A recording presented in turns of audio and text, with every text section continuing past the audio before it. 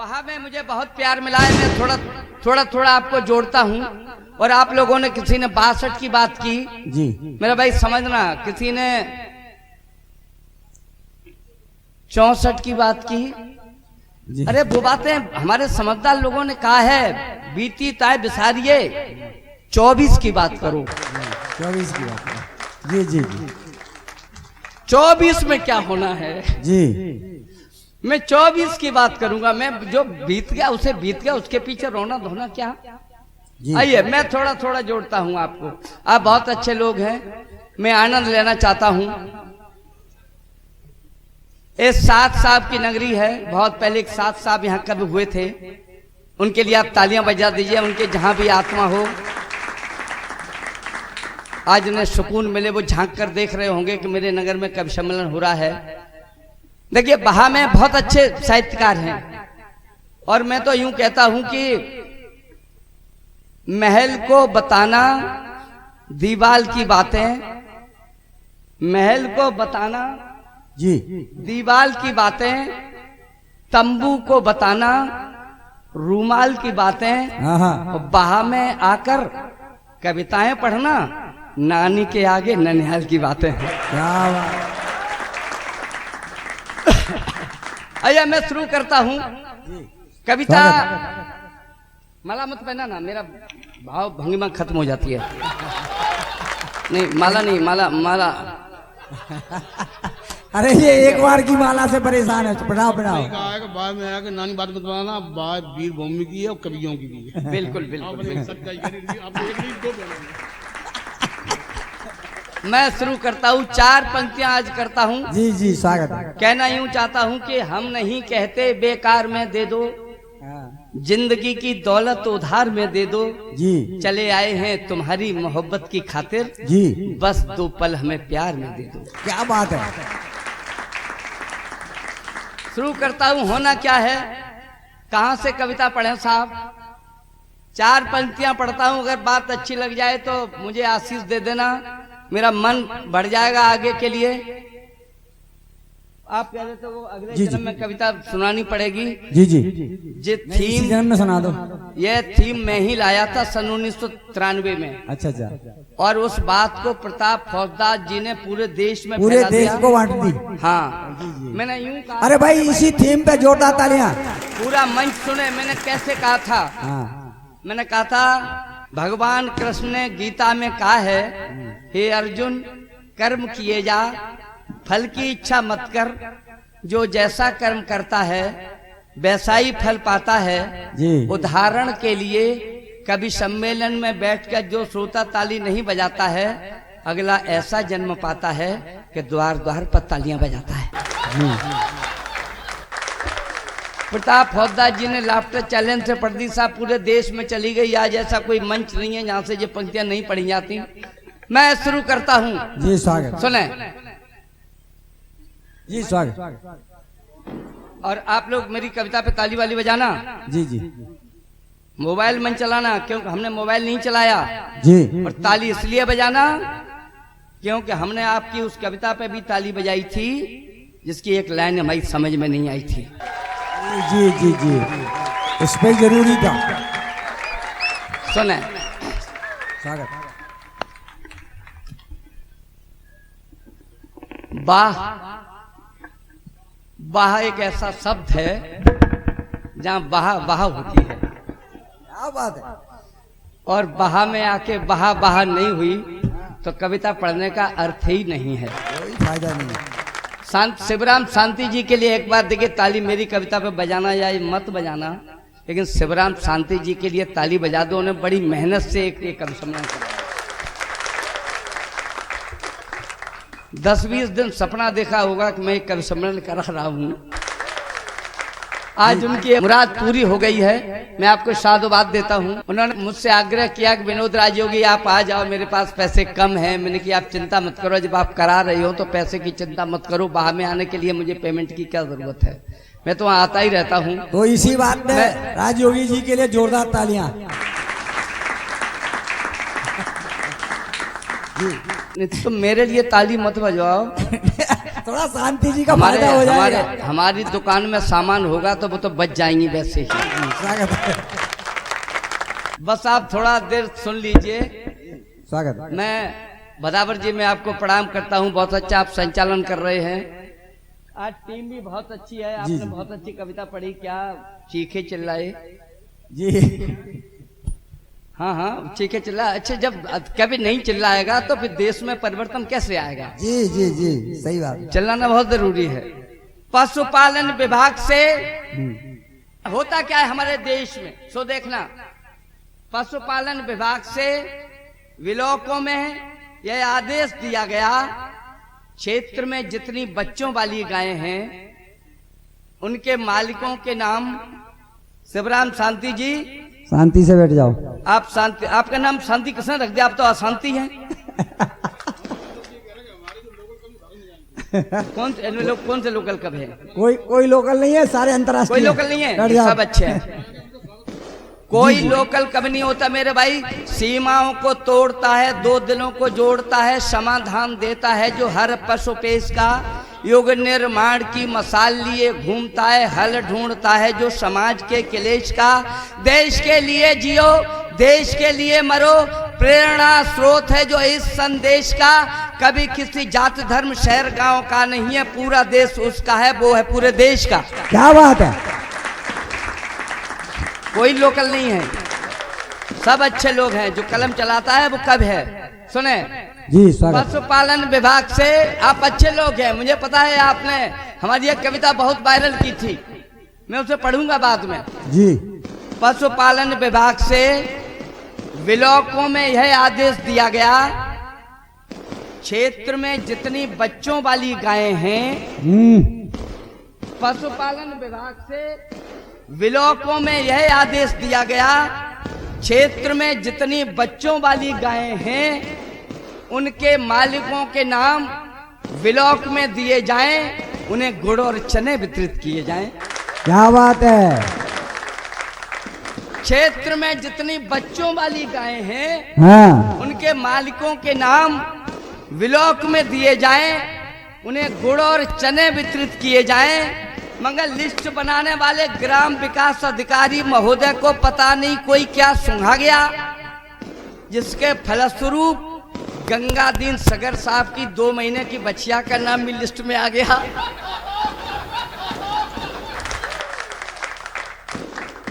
List बनाने वाले ग्राम विकास अधिकारी महोदय को पता नहीं कोई क्या सुंघा गया, जिसके फलस्वरूप गंगादीन सगर साहब की 2 महीने की बच्चिया का नाम भी लिस्ट में आ गया। जांच अधिकारी ने मौका मायना करते हुए पूछा, हे ग्राम विकास अधिकारी महोदय, हमें यह बताओ यह 2 महीने की बच्चिया गुड़ और चने कैसे खा गई। वह बोला, हुजूर यह अनुसूचित जाति के रिजर्वेशन में आ गई। क्या बात है।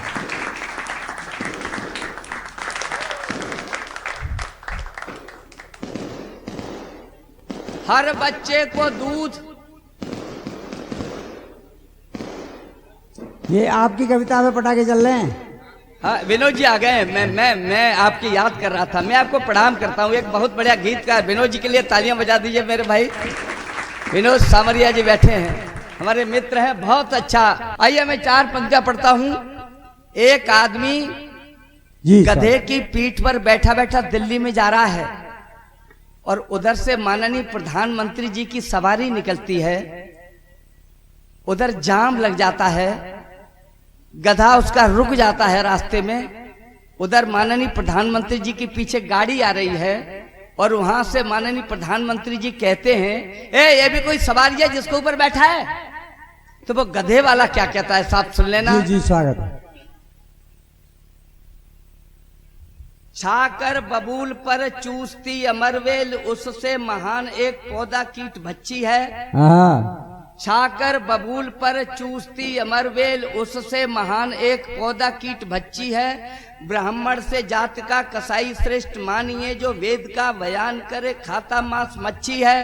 प्रेम से बिठारे कोई खतरा न कष्ट है, मन से सम्मान करे वही सीट अच्छी है। और रोज पड़े गालियां हजार हों विरोधी, उस दिल्ली वाली सीट से गधे की पीठ अच्छी है। क्या बात है।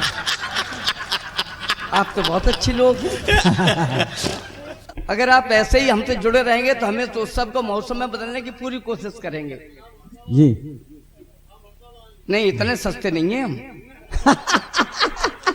इस बार सस्ते बुला लिया। एक बार तो आपके झांसे में आ गए। हाँ, झांसे में आए। अब नहीं दोबारा आना। बुलाना तो ये बिलो समझिए, जानते हैं दोबारा बुलाना कितना कठिन है। हाँ, ये दरअसल हाँ, बस आप सुनिए। देखिए, मैं ये कहना चाहता हूँ कि जितने लोग यहाँ बैठे सबको प्रणाम करता हूँ जी। राधे राधे करता, सबको राम राम करता हूँ। मुझसे जो छोटे हैं उनको दिल से प्यार हमारा, मेरे जो समकक्ष हैं उनको है सत्कार हमारा। मुझसे जो है बड़े उम्र में बे माथे का चंदन, लगा ठाका रहे उन्हें मेरा विशेष अभिनंदन। क्या बात है, धन्यवाद। और उनका विशेष अभिनंदन इसलिए कर रहा हूँ साहब, हंसने वाले लोग बहुत अच्छे होते हैं। हमने अपने जीवन में लोगों को हंसाने की कोशिश इसलिए की क्योंकि रोना बहुत सरल है। किसी बच्चे के चाटा मार दो रो जाएगा साहब, लेकिन अगर बच्चा रोता हो तो उसे हंसाना बहुत कठिन है। किसी ने कहा था कि चलो मस्जिद दूर यहाँ से ऐसा किया जाए, किसी रोते हुए बच्चे को हंसाया जाए। संगत जी ने कभी कहा था, इसलिए मैंने हंसाने का एक मूड बनाया। और हंसने वाले लोग बहुत अच्छे होते हैं। जो समुदाय में बसा नहीं, मानवीय कसौटी कसा नहीं, आदमी नहीं वह पशुवत है जो जी भर कर हंसा नहीं। क्या बात है। आप हंसते रहेंगे और जो हंसते हैं उनके तेवर गर्म नहीं होते हैं, कोई कष्ट नहीं होता है, सितम नहीं होते हैं, पत्नी खुश, बच्चे मेधावी, दरगम नहीं होते हैं। हंसने वाले लोग देवता से कम नहीं होते हैं। क्या बात है। इसलिए आप लोग हंस सकते हैं। और मैं तो यूं कहना चाहता हूं कि हंसते नहीं जो लोग कभी बर्बादी हो जाती है। कुआरे अगर हंसे तो जल्दी शादी हो जाती है। जल्दी शादी हो जाती है। क्या बात है। मैं सही बता रहा हूं कि कुआरे अगर हंसे तो जल्दी शादी हो जाती है। खिलखिल करते रहते उनका मुखमंडल खिलता है। अगर लड़कियां हंसे तो पत पैसे वाला मिलता है। शादीशुदा हंसे तो उनकी खुश रहती घरवाली, शादीशुदा हंसे तो उनकी खुश रहती घरवाली, घरवाली की छोड़ो उनकी खुश रहती है साली। दोनों खाना उसे खिलाती बजा बजा कर ताली, और जीजा गाल फुलाए हो तो साली देती है गाली। मैं तो सच बता दूं, मैं आपको पहली बार मैं अपने ससुराल गया था, क्योंकि मैं प्रिंसिपल था, मैं हंसा ही नहीं। मेरी साली मेरे पास आई, उसने मुझे हंसाने की बहुत कोशिश की, लेकिन मैं हंसा ही नहीं। मैंने गाल फुला लिया और रो के चली गई घर। उसने अपनी दीदी से जाके कहा, बोले दीदी जीजा जी हंसी नहीं रहे हैं। रोने लगी। उसकी दीदी बोली तो तू क्यों रो रही है, नहीं हंस रहे हैं तो? बोले क्या कारण है रोने का? बोले क्या कारण है? बोले मैं मौसी कैसे बनूंगी।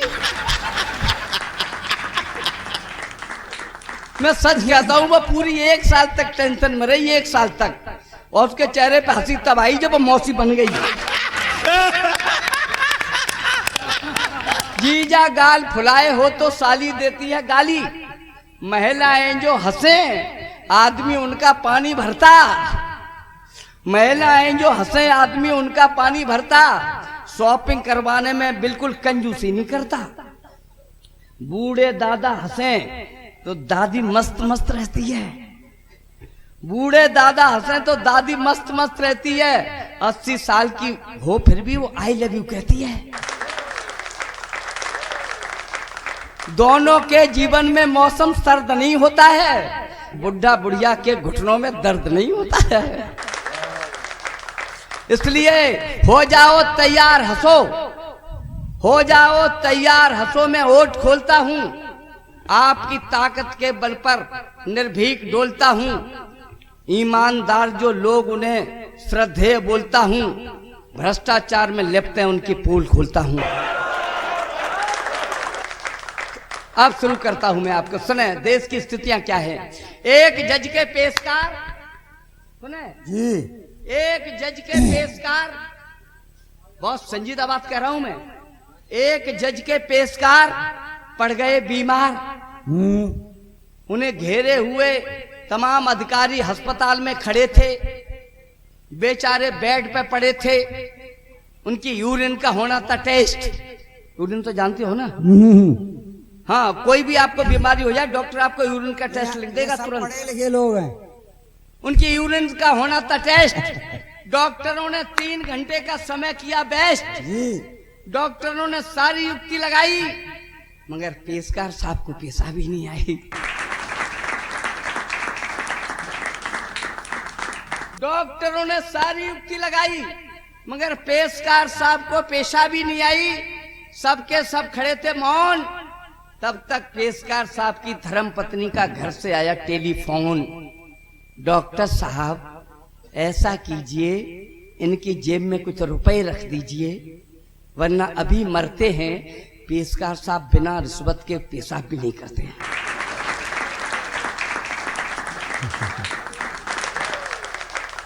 सबके सब खड़े थे मौन। ताली तो वहां उठाना, देश की विसंगति पे हंसना, मुस्कुराना, ताली बजाना। सबके सब खड़े थे मौन। तब तक पेशकार साहब की धर्मपत्नी का आया टेलीफोन। डॉक्टर साहब ऐसा कीजिए, इनकी जेब में कुछ रुपए रख दीजिए, वरना अभी मरते हैं। पेशकार साहब बिना रिश्वत के पेशाब भी नहीं करते हैं। डॉक्टर साहब ने पेशकार साहब की जेब में एक 10 का नोट रखा, और जैसे ही जेब हुई भारी, पेशकार साहब ने भैंस के दूध की तरह 10 लीटर उतारी। पेशकार साहब ने भैंस के दूध की तरह 10 लीटर उतारी। यह देखकर एक नर्स ने कहा, डॉक्टर साहब यह बहुत अच्छा रहा कि आपने 10 का ही नोट रखा।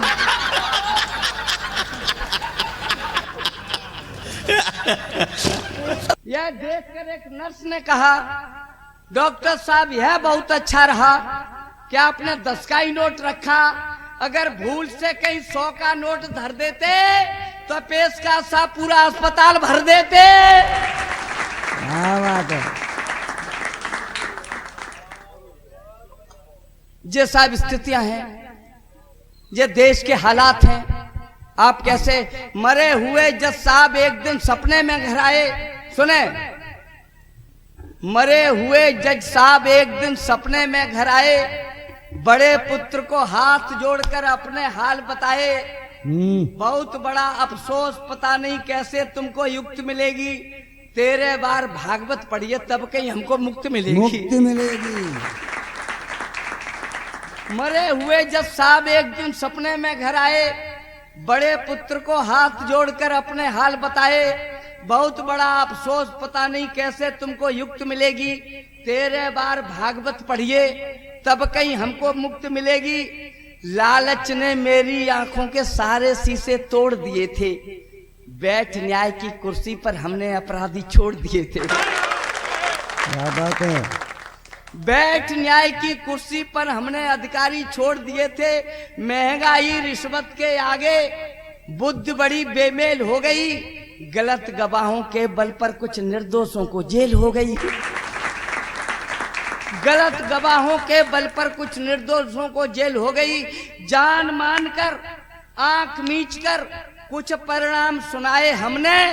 भूल गया कर्तव्य, लोभ के गीत खुशी से गाए हमने। इसीलिए अब नर्क लोक में पल पल हमको खटक रहे हैं। आंखें काम नहीं करती हैं, प्राण हमारे भटक रहे हैं। गलत न्याय करने के कारण हमको ऐसी सजा मिली है, हम चमगादड़ बने पेड़ की डाल पर उल्टे लटक रहे हैं। ये सब स्थितियां हैं। वो एक लोग कहते हैं कि वो राजनीति पे आप कविता लिखा करिए, राजनीति पे। साहब राजनीति पे क्या कविता पढ़ना। व्यापारी बे हैं जो 2 के 8 लेते हैं। व्यापारी बे हैं जो 2 के 8 लेते हैं। वकील बात बात में से बात छांट लेते हैं। पुलिस वाले थोड़ा सा पीट पाट लेते हैं। अधिकारी हल्का सा हमें डांट लेते हैं, राजनीति करना सबसे कठिन है, वे ही कर पाते जो थूक के चाट लेते हैं। थूक के चाट लेते हैं। जिंदाबाद। ये स्थितियां हैं साहब। हर बच्चे को दूध अगर आपके ऊपर गुजरी हो, बीती हो, तो इस पंक्तियों पे आपकी हमें नहीं ताली नहीं चाहिए, आपकी आत्मा की आवाज चाहिए। सुने, हर बच्चे को दूध, क्रांति की घर घर कली खिलेगी, गांव गांव में अब गरीब को बकरी मुफ्त मिलेगी। हर बच्चे को दूध, क्रांति की घर घर कली खिलेगी, गांव गांव में अब गरीब को बकरी मुफ्त मिलेगी। यह सरकारी हुई घोषणा, नई योजना आई, दीनू ने रुपया उधार लेकर फाइल बनवाई। हुई जांच पर जांच, बाद में लिस्ट गई थी टांगी, तेरे जगह गई थी फाइल, सबने रिश्वत मांगी, सबको देनी पड़ी कर्ज में, नाम सेठ के लिख गई, बकरी के चक्कर में उसकी भैंस दूध की बिक गई। ये स्थितियां हैं साहब। आइए शांति बैठ जाओ। आपने बहुत अच्छी वो पत्नी की कविता पढ़ी साहब। वो मुझे तो सही बताता हूँ, मेरे भाई पत्नी का कभी प्यार नहीं मिला जीवन में। अच्छा, पत्नी का प्यार कहाँ से मिलता? सारी रातें तो मैंने देश में गुजार दी, मैं तो बाहर ही रहा, पूरा दिन रेल में चला, रातें कभी सम्मेलन में गुजार दी। सुने, कितनी भी ज्यादा घर में भरी हो चीज कोई, मैं तो यूं कहता हूं कि कभी सम्मेलन के माहौल में आप उदासी छाए हैं, ऐसा लगता है कि मेरी उठावनी में आए हैं। कभी सम्मेलन के माहौल में आप उदासी छाए हैं, ऐसा लगता है कि मेरी उठावनी में आए हैं। देख आपका आलम यह, मेरा मन हक्का बक्का है, हंसो मजे लो ताली ठोंको, टेंशन में क्या रखा है। अगर उदासी माला ही ये सोच तुम्हारा संतापी था, यहां पर चलकर क्यों आए हो? टेंशन तो घर ही काफी था।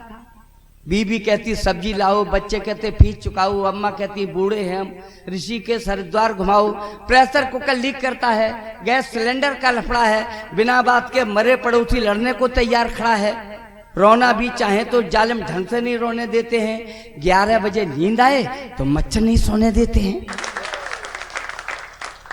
घर पर तो हंस नहीं सकते हो, 100 खटका खटकाए बैठे, यहाँ पर हंसने को आए हो, वहां भी मुंह लटकाए बैठे। भूल जाओ घर पर क्या होता, ना बच्चे हैं ना घरवाली, नहीं पड़ोसी यहाँ बैठा है बिना बात के देगा गाली। तुम्हें हंसाकर ही मानेंगे, तुम्हें हंसाकर ही मानेंगे, हमने भी ये कसम उठा ली, यहाँ से लेकर और वहां तक हाथ उठाकर बजाओ ताली। वो मैं तो आज जैसे में आया था ना शिकाबाद से, सच कहता हूँ साहब, वहां एक पत्नी का जोड़ा आ गया। अच्छा, मेरे को जल्दी पड़ी थी आने की, तो हमने शांति जी हमें फोन कर रहे थे, राजू की कहाँ हो? मेरे पास घड़ी नहीं थी, मैंने उस भाई से पूछ लिया, हमने कहा भाई साहब टाइम क्या है? वह बोला करीबन 3 बजे हैं। इतना सुनते ही उसकी धर्मपत्नी ने कोहनी मारी, करीबन कहते हो, शर्म नहीं आती? इसमें त लगा देते तो तकरीबन हो जाता, शब्द पर साहित्य का रंग चढ़ जाता, पूछने वाले पर प्रभाव पड़ जाता। हमने पलट कर पूछ लिया, हमने कहा भाई साहब ये आपकी वाइफ है क्या? बोले नहीं, ये तवाइफ है।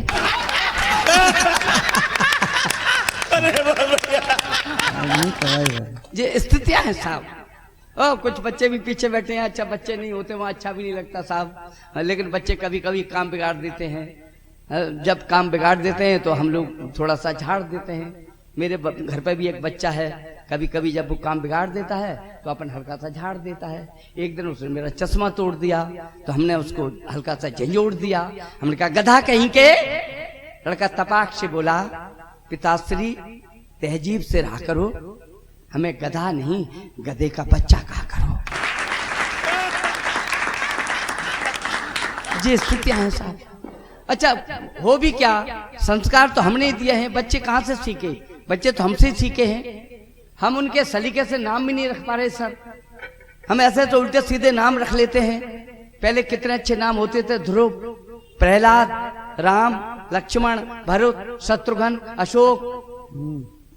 अब मालूम कैसे नाम रखते हैं? गुच्चू, मुच्चू, हाँ हाँ, गोल्डी। पता नहीं लगता कि लड़का है कि मसाला है। मसाला।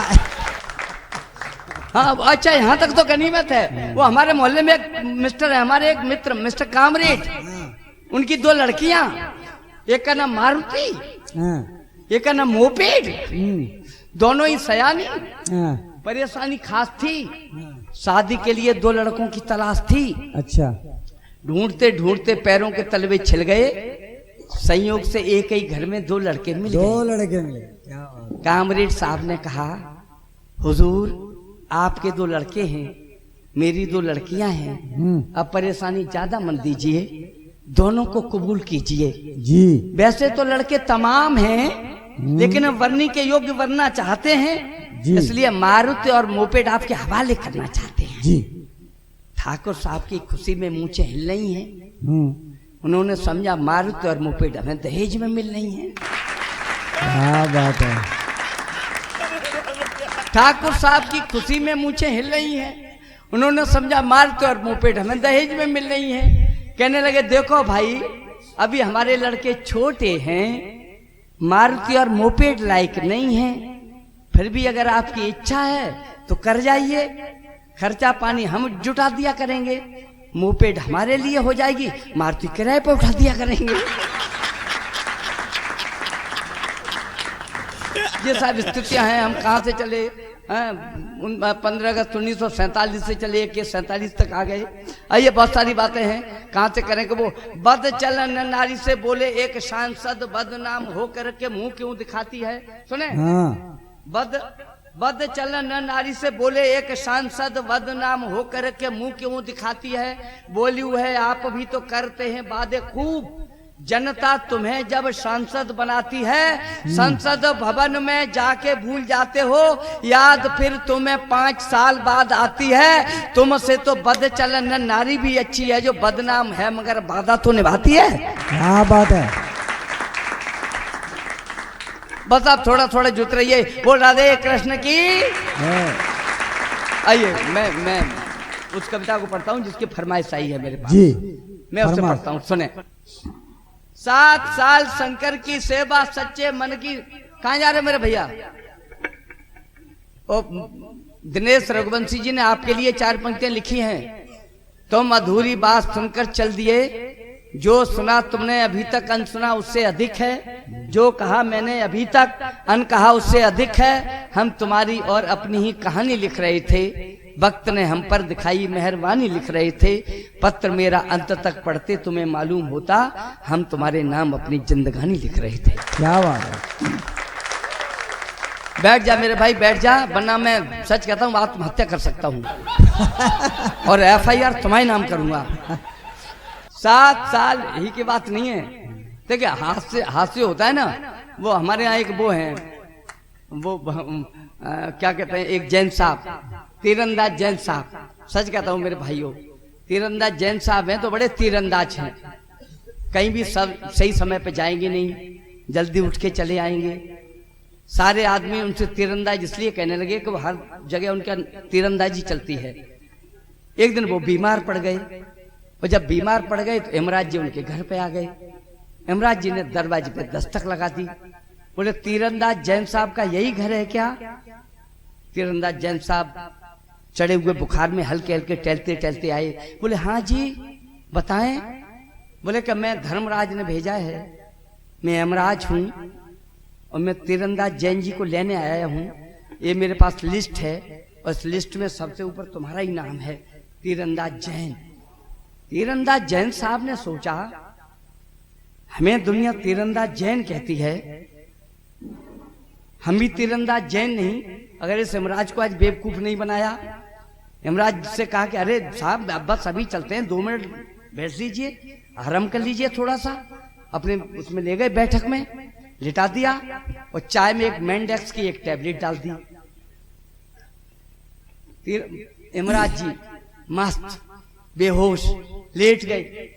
तीरंदाज जैन साहब ने उसके पर्ची निकाली, वही और उन्हीं की जेब से कलम निकाली, ऊपर से नाम काटा और सबसे नीचे लिख दिया तीरंदाज जैन, और उसको पर्ची को उन्हीं की पॉकेट में रख दिया। बोले अब ले चल। कैसे ले चले तू हमें? बड़ा तीरंदाज बनता था, मैं भी तो तीरंदाज जैन हूं। 2 घंटे बाद यमराज जी जागे। उन्होंने कहा वाह तीरंदाज जैन जी, आपने हमारी कितनी खुशामद की है। अब हमारा भी कोई नैतिक दायित्व है। अब हम लिस्ट ऊपर से नहीं नीचे से शुरू करेंगे। तो आप सब लोग तीरंदाज हैं, इसलिए हल्की ताली नहीं, ताली बजाओ तो फिर ढंग के बजाओ, ना तो फिर किट से काम नहीं चलता। हमारा देश इतनी हल्की तालियों की वजह से 1947 में आजाद हुआ। अगर जोर से ताली लोग बजा देते तो 40 में ही आजाद हो जाता। सच बताता हूं आपको, बस आप जुड़िए सुनना। 7 साल शंकर की सेवा, सच्चे मन की सघन साधना, मन को मान मुनि का मंदिर अर्जित की थी कठिन भावना, घोर तपस्या की थी हमने, तब शिव जी के दर्शन पाए, लिए हाथ में डमरू भोले, एक रात सपने में आए, कान पकड़कर बोले हमसे, बता कष्ट क्या काम करूं, मैं ये हाथ जोड़कर बोला, हे परमेश्वर पैर परूं, राजनीति का कठिन दौर है, मेरा भी उद्धार करो, मेरे घर में एक राष्ट्रीय नेता का अवतार करो। क्या बात है। मेरे घर में एक राष्ट्रीय नेता का अवतार करो। शंकर बोले चाहे जितना धन दौलत व्यापार मांग ले। क्या फोटो खिंचवा रहे हो? इतने खूबसूरत तो नहीं हो। ये मोबाइल ने तो साहब बंटा ढाल कर दिया। इस मोबाइल की वजह से कई चीजें हाशिया पे चली गई। चिट्ठियां आती नहीं है घड़ी का काम क्या? चिट्ठियां आती नहीं है घड़ी का काम क्या? आप भी ये जानते हैं टॉर्च का अंजाम क्या? रेडियो टीवी कबाड़ा, कीमतें कम हो गई, रो रहे अखबार खबरें सुस्त बेदम हो गई, लापता से हो गए स्टोर में उल्टे पड़े, लापता से हो गए स्टोर में उल्टे पड़े, कह रहे मोबाइलों से आंख में आंसू भरे, कह रहे मोबाइलों से आंख में आंसू भरे, आपने आकर हमें तो पानी पानी कर दिया, और तुम तो मोदी हो गए, हमें अंडवानी कर दिया। अंडवानी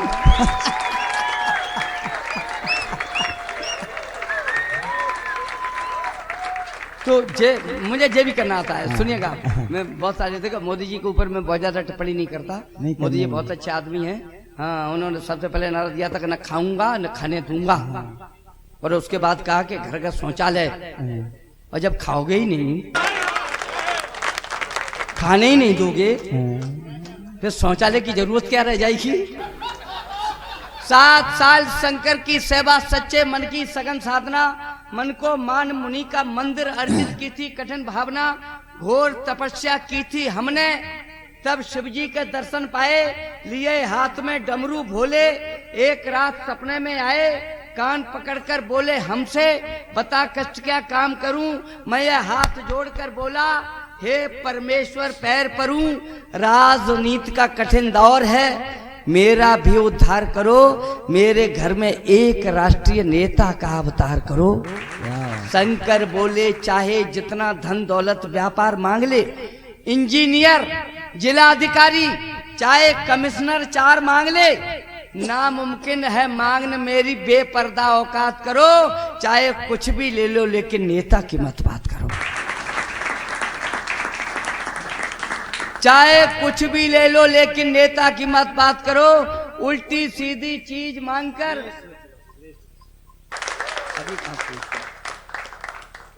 आ रही है। मेरे घर में एक राष्ट्रीय नेता का अवतार करो। शंकर बोले चाहे जितना धन दौलत व्यापार मांग ले, इंजीनियर जिलाधिकारी चाहे कमिश्नर 4 मांग ले, नामुमकिन है मांगना मेरी बेपर्दा औकात करो, चाहे कुछ भी ले लो लेकिन नेता की मत बात करो, चाहे कुछ भी ले लो लेकिन नेता की मत बात करो, उल्टी सीधी चीज मांगकर इष्ट देव को सता नहीं, मेरे भोले भक्त पुजारी शायद तुझको पता नहीं। गुंडे 60 शराबी 64 तन से हट्टे कट्टे हों, 51 गद्दार 72 सातिर चोर इकट्ठे हों झूठा लबार 84 संग माफिया 30 मिले, कुछ कहकर कुछ करने वाले 8 420 मिले। रिश्वतखोर हरामी 100 हों, ठग पूरे 45 हों, अपराधों में सजा याफ्ता कम से कम 47 हों, ढोंगी बेईमान 66 58 छंदी हों, एक साथ सब मरे इकट्ठे नरक लोक में बंदी हों। उन सब की आत्मा मिलाकर फिर जो जीव पनपता है, मरे 500 लोग कहीं तब नेता है।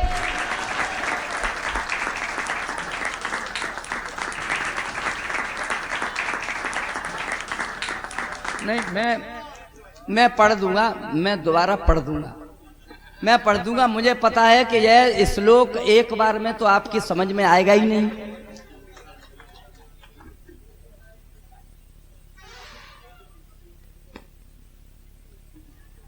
और मैं तो सप्लीमेंट्री में ही पास होता रहा हूं।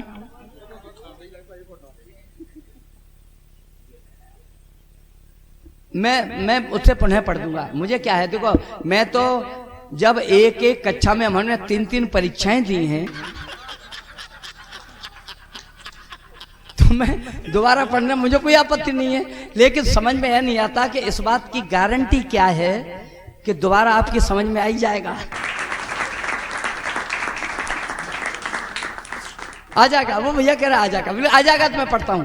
दरअसल देखिए, मैं कविता तो ठीक ठाक लिख लेता था मेरे भाई, और आपको यह भी पता होगा, मैं अपने मुंह से नहीं कहना चाहता, सारे कवि जानते हैं कि मेरी कविताएं पढ़ के लोग लाफ्टर चैलेंज विजेता हो गए, लेकिन मैं केवल बाहतक रहा। मैं बाहतक इसलिए रहा कि वहां जो लोग बैठे थे वो व्यापारी थे और यहाँ कविता के प्रेमी हैं, इसलिए मैं वहां नहीं गया। अब मेरी कुंडली, मेरी जन्म की कुंडली खराब थी साहब, सच कहता हूं। मैं रात के 12 बजे पैदा हुआ, और मैं जब रात के 12 बजे पैदा हुआ तो मेरे पिताश्री खुशी से फूले नहीं समाये, सीधे ज्योतिषी के पास आए और ज्योतिषी से बोले, हे ज्योतिषी, हमारे घर सुख व्याप्त हुआ है, हमें पुत्र रत्न प्राप्त हुआ है, तो उसका भविष्य जता, उसकी कुंडली बता। ज्योतिषी ने कहा कि उसके जन्म का ठीक ठीक समय बताओ, 11 रुपए लाओ। मेरे पिताश्री ने कहा, काली अंधेरी घनघोर बरसात की रात थी, ठीक 12 बजे की बात थी। इतना सुनते ही ज्योतिषी ने अपना माथा पकड़ लिया, बोला, हुजूर यह तो बड़ा बुरा हाल है, महाविनाश काल है, तमाम मुसीबतें सामने खड़ी हैं, घड़ी की तीनों सुइयां एक दूसरे के ऊपर चढ़ी हैं, बहुत बुरा हाल है, यह महाविनाश काल है, तमाम मुसीबतें सामने खड़ी हैं, घड़ी की तीनों सुइयां एक दूसरे के ऊपर चढ़ी हैं, यह लड़का विनाशकारी है, जहां देखेगा नाश हो जाएगा, जहां कदम रख देगा महाविनाश हो जाएगा।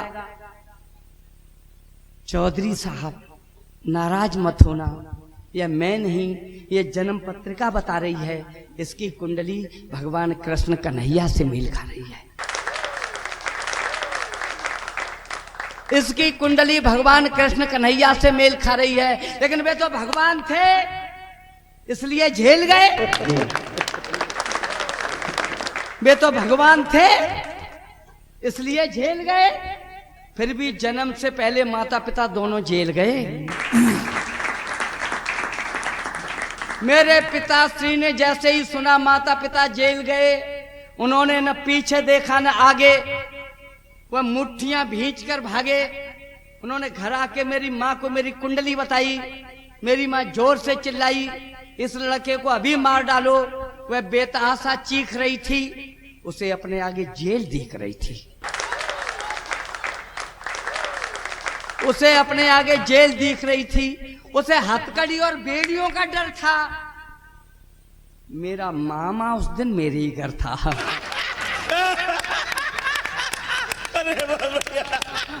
उसे हथकड़ी और बेड़ियों का डर था। मेरा मामा उस दिन मेरे ही घर था।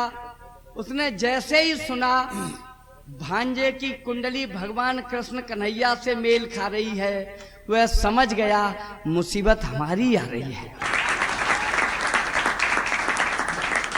वह समझ गया मुसीबत हमारी आ रही है।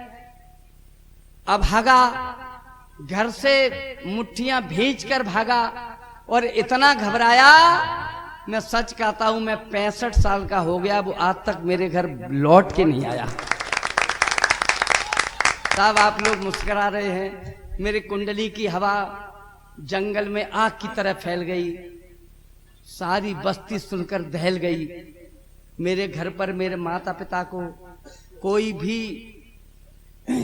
भी शुभकामना देने नहीं आया, न नाई न नेगी न मोची। मेरे माँ बाप ने मेरे नाम रखने की बात भी नहीं सोची। एक साल बाद वही ज्योतिषी मेरे घर आए, आते ही मुस्कुराए, मुस्कुराते हुए सीढ़ियों पे चढ़े। उन्होंने जोर जोर से श्लोक पढ़े, कर्पूर गौरम करुणावतारम संसार सारम भुजगेन्द्रहारम सदा वसंतम हृदयारविंदे भवम भवानी शैतम नमामि त्वमेव माता च पिता तुम्हें बंधु च सखा तुम्हें विद्या द्रवम तुम्हें सर्वम हम देव देव। हे जिजमान, अब देर मत लगाओ, जिस लड़के का नामकरण होना है उसे लेकर आओ। और जैसे ही मेरे नाम की बात चली, जोशी के सिर पर ऊपर से गिरी छिपकली और उनकी चोटी गाय की पूंछ की तरह मोटी, पूंछ छोड़कर जोशी पूरी तरह गंजे और छिपकली के उलझ गए उस मोटी चोटी में पंजे। फिर उन्होंने न नामकरण किया न श्लोक बांचे। जोशी जी बिना ढोलक के मेरे पूरे घर में नाचे। नाचते नाचते परेशान, देखने वाले हैरान। वे परेशान होके मेरे पिताश्री से बोले, हे जिजमान किसी तरह छिपकली को मार। अब मेरे पिताश्री खोपड़ी में डंडा तो मार नहीं सकते थे, मेरे पिताश्री खोपड़ी में डंडा तो मार नहीं सकते थे, वरना जोशी का हो जाता कायाकल्प। अब जूता ही बचाता विकल्प। अब जूता ही बचाता विकल्प। हमारे पिताश्री ने दोनों पैरों से उतारे, जोशी जी की खोपड़ी में सच कहता हूं बिना गिने मारे। और जूता इधर छिपकली उधर, जूता उधर छिपकली इधर। साहब मारते मारते जूते फट गए, लेकिन छिपकली जिंदा। देखने वाले शर्मिंदा। पूरे बस्ती में हड़कंप। छिपकली ले रही थी जंप। ये हाल मेरी माँ से उन जोशी जी का नहीं देखा गया। मेरी माँ ने वहीं पास में पड़ी हुई झाड़ू उठाई, जो वजन में 1 किलो भारी। उसने दोनों हाथों से पकड़ के जोशी जी की खोपड़ी में मारी। साहब झाड़ू लगते ही छिपकली की आत्मा तो जवाब दे गई, लेकिन मरते मरते वो जोशी जी को साथ ले गई।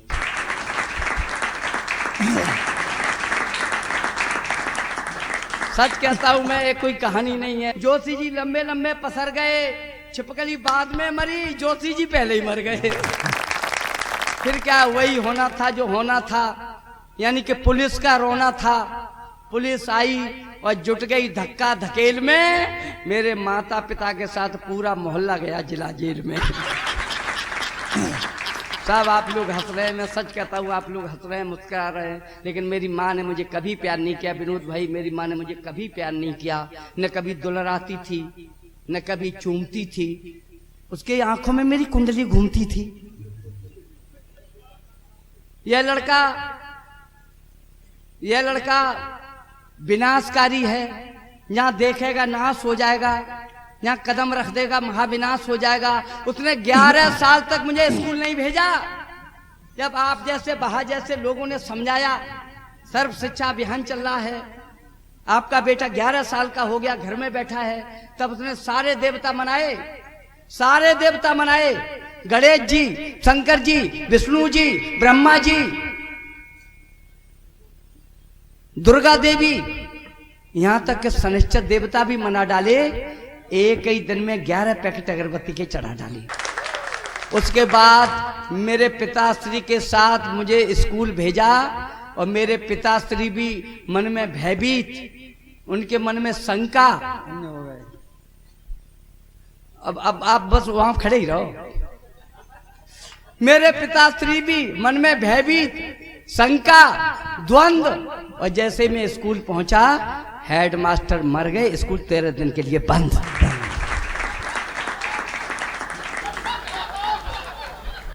आइए मैं कविता पढ़ता हूँ आपके इस पंडाल में। और अभी तक क्या पढ़ रहे थे? मैं कविता नहीं थी, ये तो मनोरंजन था। तालियां बजा दीजिए। दरअसल आज जितनी बीमारियां हैं, किसी को शुगर है, किसी को बीमारियां हैं, किसी को बीपी है, और वो इसलिए है कि लोगों की मुस्कुराहट गायब हो गई है। उस मुस्कुराहट को लाने के लिए हमने आपसे इतनी देर माथापच्ची की। मैं कविता पढ़ना चाहता हूँ आपके इस पंडाल में, बहा में। सुन लेना मेरे भाई। गांव का एक आदमी था, वक्त का मारा हुआ। गांव का एक आदमी था, वक्त का मारा हुआ, था गरीबी से जुआ में जिंदगी हारा हुआ। हड्डियों के जिस्म पर थी मांस की बोटी नहीं, पेट भरने के लिए मिलती जिसे रोटी नहीं। डाल ली थी झोपड़ी, बनवा सका जो घर नहीं। जिंदगी मजदूर की थी, खेत बीघा भर नहीं, फिर भी समझता था बड़ा खुशहाल अपने आप को। देवता सा पूजता रहता था हरदम बाप को। देवता सा पूजता रहता था हरदम बाप को। यह रूप भी उसका निराधम, वक्त सह पाया नहीं। जहन में ठोकर लगी, खुशहाल रह पाया नहीं। मौत की मर्जी हुई थी, दुख सियासी हो गए। उठ गया साया, पिताजी स्वर्गवासी हो गए। उठ गया साया, पिताजी स्वर्गवासी हो गए। क्रूरता के कैर पर था धैर्य भी सैदा हुआ। क्रूरता के कैर पर था धैर्य भी सैदा हुआ। लाश ढकने के लिए कपड़ा नहीं पैदा हुआ। उद्धार कैसे हो पिता से, आ रही उसको शर्म। गांव से ईंधन मंगाकर हो सका क्रियाक्रम। याद में बैठा हुआ शमशान में अपने पिता की, आग भी ठंडी नहीं हो पाई थी जलती चिता की। पूछता था स्वयं से, अब धैर्य तुम कैसे धरोगे। गांव का प्रधान बोला, तेर भी कितनी करोगे। गांव का प्रधान बोला, तेर भी कितनी करोगे। पेट को रोटी नहीं थी, पेट को रोटी नहीं थी, चीतड़ों से तन ढका था गरीबी का सताया, तेरहवीं को क्या रखा था। गिड़गिड़ा कहने लगा, बिन मौत हम मर जाएंगे, भैया क्षमा कर दीजिए, हम यह नहीं कर पाएंगे। संस्कारों की पुरानी रीत जब मैली हुई, दूसरे ही दिन हवा ये गांव में फैली हुई। उद्धार कैसे हो बुजुर्गों से तनिक ना डर रहा, गांव का कलुआ पिता की तेरहवीं न कर रहा। गांव का कलुआ पिता की तेरहवीं ना कर रहा। स्वर्गवासी बाप की, सुनना मेरे भाई, स्वर्गवासी बाप की ना गांव में कोई जिक्र थी। पेट भरने के लिए बस तेरहवीं की फिक्र थी। तूल इतना दे रहे थे लोग इस प्रपंच को, फैसला करना पड़ा था गांव के सरपंच को। माना गरीबी है बड़ी, 2 बार भोजन तक नहीं, पर किसी को मान्यताएं तोड़ने का हक नहीं। आज तुम कतरा गए, कल और भी जनता लड़ेगी। गांव में रहना तुम्हें तो तेरहवीं करनी, गांव में रहना तुम्हें तो तेरहवीं करनी पड़ेगी। बहुत रोया था मगर वो लोग माने थे नहीं, बहुत रोया था मगर वो लोग माने थे नहीं। असहाय था मजबूर के घर 4 दाने थे नहीं। गांव का प्रधान बोला, तेरहवीं कितनी करोगे। पेट को रोटी नहीं थी, चीतड़ों से तन ढका था गरीबी का सताया, तेरहवीं को क्या रखा था। गिड़गिड़ा कहने लगा, बिन मौत हम मर जाएंगे, भैया क्षमा कर दीजिए, हम यह नहीं कर पाएंगे। संस्कारों की पुरानी रीत जब मैली हुई, दूसरे ही दिन हवा ये गांव में फैली हुई। उद्धार कैसे हो बुजुर्गों से तनिक ना डर रहा, गांव का कलुआ पिता की तेरहवीं ना कर रहा। स्वर्गवासी बाप की ना गांव में कोई जिक्र थी, पेट भरने के लिए बस 13वीं की फिक्र थी। तूल इतना दे रहे थे लोग इस प्रपंच को, फैसला करना पड़ा था गांव के सरपंच को। माना गरीबी है बड़ी, 2 बार भोजन तक नहीं, पर किसी को मान्यताएं तोड़ने का हक नहीं। आज तुम कतरा गए, कल और भी जनता लड़ेगी। गांव में रहना तुम्हें तो 13वीं करनी पड़ेगी। गांव में रहना तुम्हें तो 13वीं करनी पड़ेगी। बहुत रोया था, बहुत रोया था, मगर वे लोग माने थे नहीं। असहाय था मजबूर के घर, 4 दाने थे नहीं। मान्यताएं मानने से बहुत हर्जा हो गया। उठ गया साया पिता का और कर्जा हो गया। लोग पत्तल पर जमे बैठे खिले प्रसून से, खा रहे थे पूड़ियां सेंकी गई जो खून से। टूटते थे कुल्लड़ों पर हाथ ऐसे पहुंचकर, गीत जैसे खा रहे हो मांस उसका नोच कर।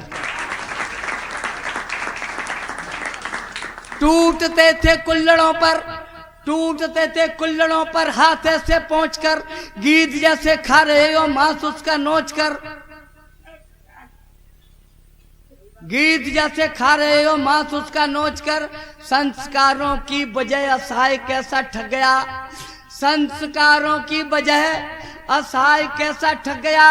फिक्र कर्जे की हुई, कलुआ जमी से लग गया। घुट गए थे प्राण उसके, सोच इतना बढ़ गया। अच्छा भला इंसान एक बल 13वीं की चढ़ गया। अच्छा भला इंसान एक बल 13वीं की चढ़ गया। आदमी जिसका मरे, आदमी जिसका मरे उसको सताना पाप है। इस 13वीं को छोड़ दो, ये 13वीं अभिशाप है।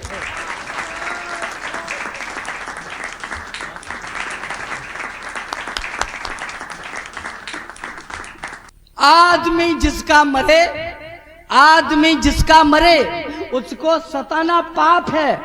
इस 13वीं को छोड़ दो, ये 13वीं अभिशाप है। 13वीं के नाम पर कितना बड़ा अंधेर था। और मैं एक टिप्पणी करता हूं, साहब पूरा देश सुनता है जिसे बड़े मनोयोग से। होता क्या है, 13वीं के नाम पर कितना बड़ा अंधेर था। बाप के बदले में द्वारे कुल्लड़ों का ढेर था। बाप के बदले में द्वारे कुल्लड़ों का ढेर था। संस्कारों की बजाय साय कैसा ठग गया। फिक्र कर्जे की हुई, कलुआ जमी से लग गया। घुट गए थे प्राण उसके, सोच इतना बढ़ गया। अच्छा भला इंसान एक बल 13वीं की चढ़ गया। आदमी जिसका मरे उसको सताना पाप है। इस 13वीं को छोड़ दो, ये 13वीं अभिशाप है। खा लो कसम साथी सभी दादा मरे या दादियां। आदमी का आदमी, आदमी का आदमी जाए और बर्बादियां। खा लो कसम साथी सभी दादा मरे या दादियां। कर्ज लेकर बाप का क्रियाक्रम ना हम करेंगे, बस हवन की आहुति देंगे उन्हें जो अब मरेंगे। भाइयों भाइयों सब एक होकर इस नियम को तोड़ दो। मजबूरियों से यह भरा पवित्र खाना छोड़ दो।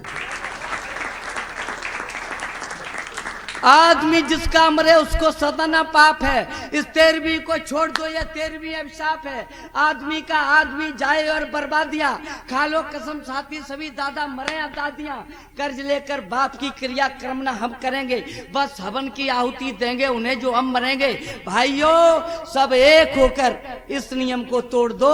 मजबूरियों से यह भरा पवित्र खाना छोड़ दो, जिससे कर्ज लेकर बाप की ना 13वीं कोई करे। जो तुम्हारे गांव में कोई और ना कलुआ मरे, जो तुम्हारे गांव में कोई और ना कलुआ मरे, जो तुम्हारे। जय हिंद, नमस्कार।